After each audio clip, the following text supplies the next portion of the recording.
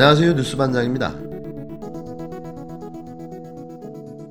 이성윤 서울중앙지검장은 끝내 기소를 피하지 못했습니다.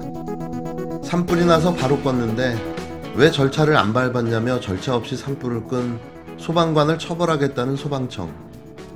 범죄를 저지르고 도주하는 범죄자의 도주를 막기 위해 긴급하게 취한 조치를 오히려 범죄라고 주장하는 검찰.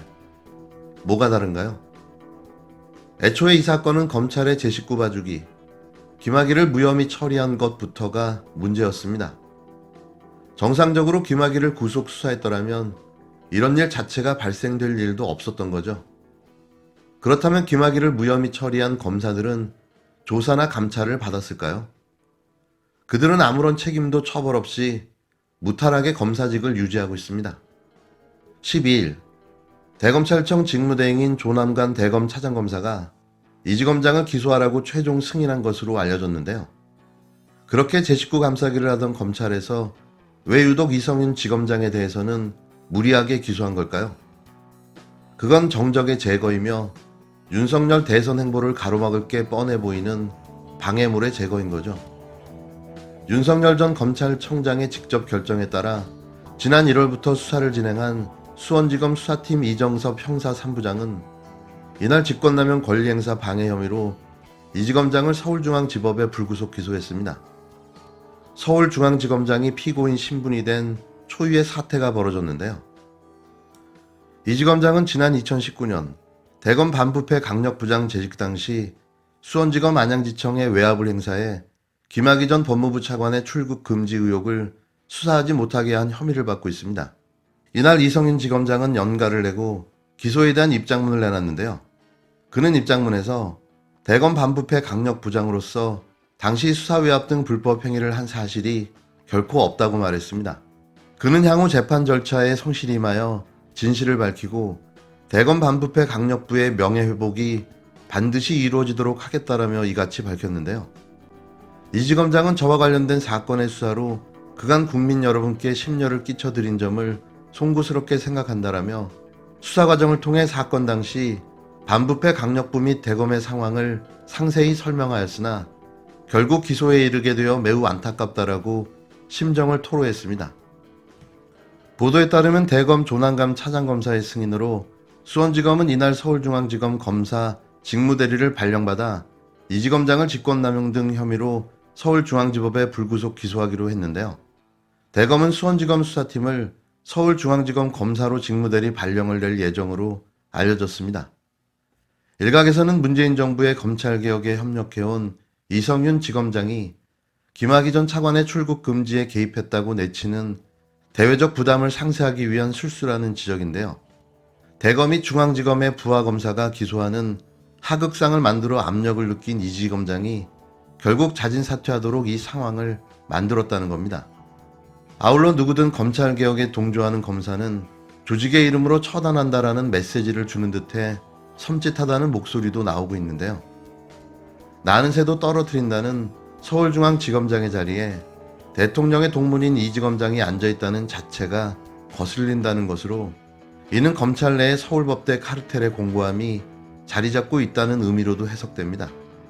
애초에 검찰이 별장 성접대 동영상 속 김학의 전 차관을 성명불상으로 처리해 덮은 것 자체가 제대로 된 절차였냐 하는 지적이 나오는데요. 따라서 검찰이 선택적으로 절차의 정당성을 따져 이성윤 지검장을 기소한 것은 윤석열 검찰의 복수인 겁니다. 이날 조중동 기사를 보면 익명의 검찰 관계자를 내세워 이 지검장의 사퇴를 거머니 대놓고 압박하고 있는데요. 검찰 내부에서는 서울중앙지검장 직무대리검사가 서울중앙지검장을 기소하게 된 만큼 이 지검장이 물러나야 한다는 요구가 거세게 나오고 있다. 검찰 관계자는 이 지검장이 서울중앙지검장으로 계속 남아있으면 자신의 공소 유지에 개입하게 될 소지가 있어 자리를 지키는 것은 매우 부적절하다면서 만약 자신의 기소에 관여한다면 또 다른 직권남용 혐의가 적용될 수 있다고 말했다. 12일자 동아일보 기사인데요. 앞서 동아중앙일보 기자 출신인 이강윤 시사평론가는 페이스북에서 정의란 도피권까지 보장해주는 것이라는 제하로 검찰의 처사를 비판했습니다. 그는 절차와 정의를 다시 생각한다라며 새벽을 틈타 쥐새끼 마냥 외국으로 도망가려는 범죄 혐의자인 김학의를 편법으로 출국 금지시켰다. 절차대로 하다가는 눈 뻔히 뜨고 놓칠 상황이었다라고 지적했는데요. 이어 그는 명백한 범죄자다. 그대로 출국시키니 편법으로라도 나가지 못하게 하는 게 정의를 구현하는 걸까? 아니면 놓치더라도 절차를 따르는 게 정의일까라며 주요 피의자에게 출국 금지조차 걸어놓지 않은 수사팀이 1차 잘못이지만 도피자를 붙잡은 사안으로 정의와 절차를 다시 생각하는 것 자체가 대단히 유감스럽다고 비판했습니다. 그러면서 물론 교과서는 놓치더라도 절차대로 하자라고 가르치고 있다면서 어느 게 더 정의로 부합할까? 아니 사회의 실체적 이익에 부합할까라고 검찰의 작태를 두고 거듭 물었는데요. 허재현 전 한겨레 기자도 페이스북에 본질을 외면한 언론의 보도 행태를 비판했습니다. 그는 김학의에게 곧 정식 수사로 전환될 테니 해외로 도피하라고 수사 기밀을 유출한 검사에 대해서는 어떠한 취재도 없고 피의자 못 도망가게 만들려다 무리한 선의의 검사들만 집중 취재하고 비판하는 언론들이라고 일갈했는데요.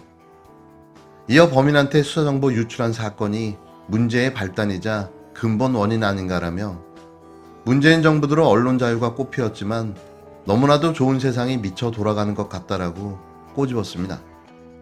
한편 이지검장은 앞서 기소돼 재판을 받고 있는 차규근 법무부 출입국 외국인 정책본부장과 2019년 당시 대검 과거진상조사단 이규현 파견 검사와 함께 서울중앙지법에서 재판을 받게 됩니다.